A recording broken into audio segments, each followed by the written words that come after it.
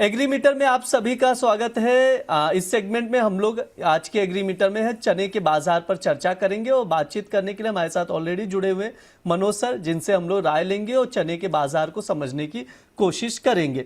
Sir, सबसे पहले import से बातचीत करना शुरू करते हैं। चने के इंपोर्ट में बढ़ोतरी अभी अगर देखा जाए तो देखने को मिल रही है। सर, क्या लग रहा है इंपोर्ट में बढ़ोतरी की वजह क्या है? देखिए यहाँ पे स्पेशली जो है, अगर हम पल्सेस में चना जो है एक मुख्य पल्सेस के रूप में देखा जाता है भारत में। और हमारा उत्पादन बेहतर होने के बावजूद भी जो लगातार यहाँ पे मौसम एजेंसीज की तरफ से अलर्ट आ रहे थे इस वर्ष के जो है मानसून की शुरुआत से ही लेकर के कि जो मानसून है वो 95% के बिलो रह सकता है, जिसको कि मौसम एजेंसी ने फर्दर आज यहाँ पे डाउनवर्ड जो है रिवीजन किया और 85% तक के अनुमान जो है वहाँ पे स्काईमेट लगाना है। तो कहीं ना कहीं ये आशंका थी कि यहाँ पे एक एल्निनो का वर्ष होने के चलते आने वाले समय में अगर बारिश कम होती है और उत्पादन प्रभावित रहता है तो ऐसे में कहीं ना कहीं फूड सिक्योरिटी को ध्यान में रखते हुए हमने देखा कि जो पल्सेस के इंपोर्ट्स है, स्पेशली चना, वो वहां पे बढ़ते हुए नजर आए। मिर्ची। ठीक है, ये सर की राय है इंपोर्ट को लेकर। अब आवक पर भी बातचीत कर लेते हैं।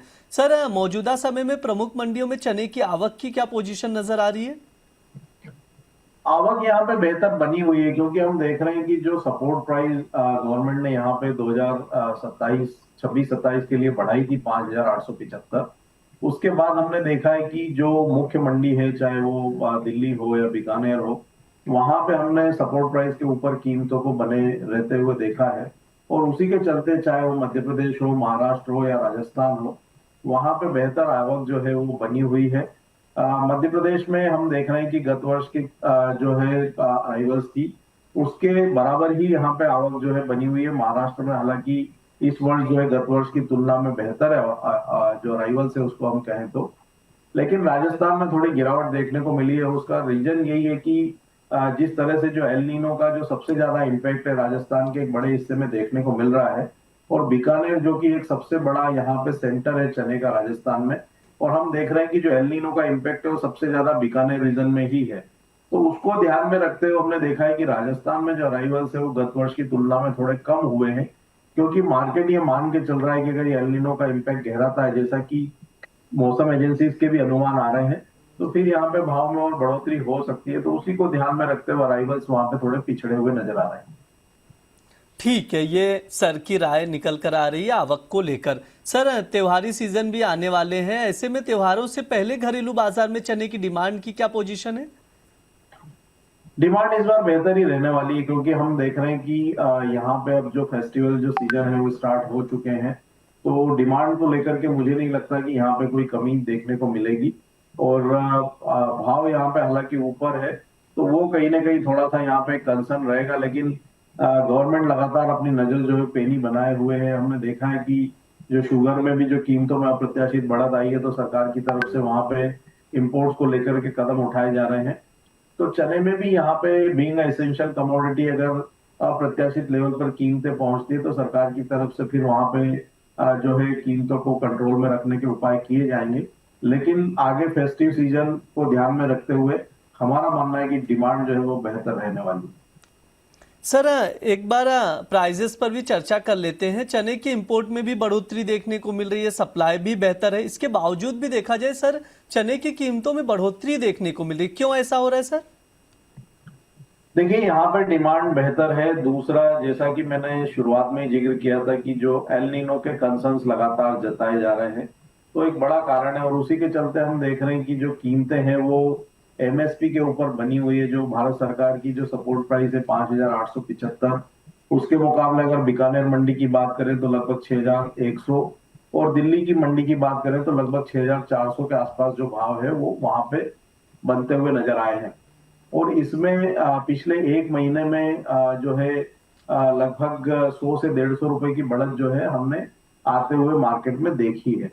तो आगे यहाँ पे फेस्टिव डिमांड को ध्यान में रखते हुए और बाकी एग्री कमोडिटीज में भी जो हम देख रहे हैं कि जो मजबूती देखने को मिल रही है, और जो फिर से एक बार जो कंसर्न्स बने हैं यूएस और ईरान के, तो कहीं ना कहीं फिर एक बार यहाँ पे जो शिपमेंट्स है वो प्रभावित हो सकते हैं। तो उसको भी ध्यान में रखते हुए हम देख रहे हैं कि कीमतें जो है वो मजबूती के साथ जो है ट्रेड करती हुई दिख रही है, चाहे वो राजस्थान की मंडी हो या दिल्ली की मंडी। ठीक है, तो ये सर की राय निकल कर आ रही है। सर ये भी बताइए, जैसे अगर देखा जाए तो चालू खरीफ सीजन में दलहन की बुआई पिछले साल के आसपास ही देखने को मिल रही है। सर दलहन की बुआई को देखते हुए चने की कीमतों का अगर देखा जाए तो कीमतों पर क्या असर रहेगा? देखिए, अभी यहाँ पे बुआई जो हुई है उसके बेसिस पे हम अभी प्रोडक्टिविटी का अनुमान लगाना काफी जो है कठिन रहेगा, क्योंकि काफी सारे जो उत्पादित क्षेत्र है वहां पे कहीं पे जो है रेनफॉल में डेफिसिट देखने को मिल रहा है। तो काफी हद तक ये जो क्लियरिटी है कहीं ना कहीं सितंबर फर्स्ट वीक तक आती हुई नजर आएगी कि वहां पे जो प्रोडक्टिविटी है वो कितनी रह सकती है पल्सेस की ओवरऑल यहाँ पे खरीफ सीजन में। तो अभी यहाँ पे उत्पादन को लेकर के कोई फर्म फिगर जो है ड्रॉ डाउन करना ऑन द बेसिस ऑफ जो है सोइंग, वो थोड़ा मुश्किल होगा। और मेरा मानना है कि आगे यहाँ पे जो है वर्षा में डेफिसिट जो है देखने को मिल सकती है। तो अभी कीमतों में यहाँ पे कोई बड़ी गिरावट मुझे नहीं लगता कि शॉर्ट टर्म में आती हुई नजर आएगी। ठीक है, तो ये सर की राय निकल कर आ रही है। सर अगर हम लोग प्राइजेस पर नजर भी डालें तो बीते एक महीने में चने की कीमतों में मजबूती देखने को मिल रही है। सर शॉर्ट टर्म में चने के प्राइजेस का आउटलुक क्या रहेगा? देखिए, शॉर्ट टर्म में यहाँ पे हमारा मानना है कि जो अभी दिल्ली जो मुख्य मंडी है चने की 6,400 के आसपास अभी स्पॉट ट्रेड कर रहा है। तो कहीं ना कहीं यहाँ पे 6,200 6,240 ये एक बेस रहेगा शॉर्ट टर्म में। और ऊपर की तरफ हमारा मानना है कि 6,550 6,600 वहां पे एक बार कीमतें पहुंच सकती है।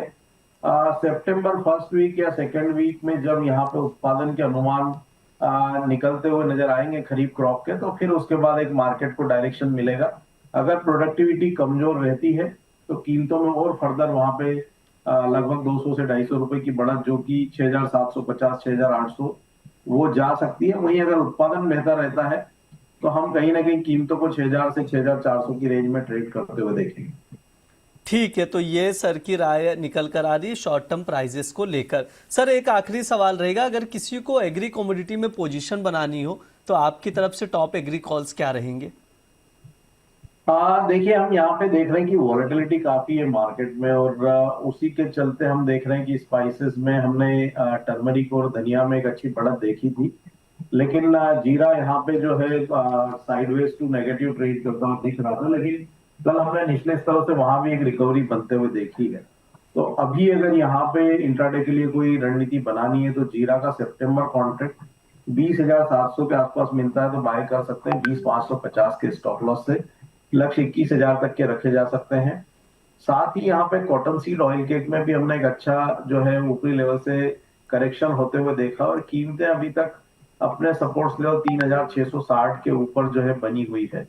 तो यहाँ पे कॉटन सीड ऑयल केक का जो सितंबर कॉन्ट्रैक्ट है 3,665 के आसपास मिले तो वहां भी बाय किया जा सकता है 3,740 के लक्ष्य के लिए। और इस ट्रेड में जो स्टॉप लॉस लगाना है वो 3,625 का लगाना है। ठीक है, तो ये सर की ओर से दो कॉल्स दिए जा रहे हैं, नोट डाउन करके चलिए। कॉटन सीड ऑयल केक सितंबर वायदा 3,665 पर लॉन्ग करें, 3,740 तक के टारगेट के लिए 3,625 का स्टॉप लॉस लगाएं। इसके अलावा जीरा में भी सितंबर वायदे में खरीदारी की ही सलाह दी जा रही, 20,700 रुपये पर खरीदारी करके चल सकते हैं 21,000 रुपये तक के टारगेट के लिए, और 20,550 का स्टॉप लॉस लगाकर चल सकते हैं। ये सर की ओर से कॉल दिया जा रहा है, मनोज सर की ओर से, तो उसके अकॉर्डिंग आप लोग रणनीति बनाकर चल सकते हैं। स्टॉप लॉस आप लोग जरूर मेंटेन कीजिए। तो ये ओवरऑल हमने चने के मार्केट पर चर्चा कर लिया। सर ने कुछ कॉल्स भी दिए जिन पर आप लोग जिन्हें देखकर चल सकते हैं, स्ट्रैटेजी बनाकर चल सकते हैं। सर समय भी हो चुका है, प्लीज डिस्क्लेमर दे दीजिए। जो भी डिस्कशन हमने अलग अलग कमोडिटीज पे किया है उसके फ्यूचर्स मार्केट में मेरी कोई व्यक्तिगत पोजीशन नहीं है, लेकिन इनमें से कुछ कमोडिटीज में हमारी रिकमेंडेशन होने के चलते हमारे क्लाइंट्स की पोजीशन हो सकती है।